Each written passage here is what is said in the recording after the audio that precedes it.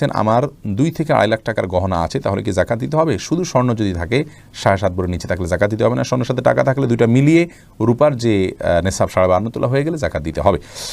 রাশিদুল ইসলাম বাবু জানতেছেন, কতটুকু ইসলামিক জ্ঞান অর্জন করা আবশ্যক? যতটুকু হলে আপনার দৈনন্দিন যে আল্লাহর নির্দেশগুলো আছে সেগুলো মেনে চলতে পারেন। যেমন নামাজ সম্পর্কে এলেম, ফরজের এলেম, নামাজের মধ্যে কোন কোন কাজগুলো ফরজ সেটা জানা আপনার জন্য ফরজ, কোনগুলো ওয়াজিব সেটা জানা আপনার জন্য ওয়াজিব, কোনগুলো সুন্নাত নামাজের সে কাজগুলো জানা আপনার জন্য সুন্নাত।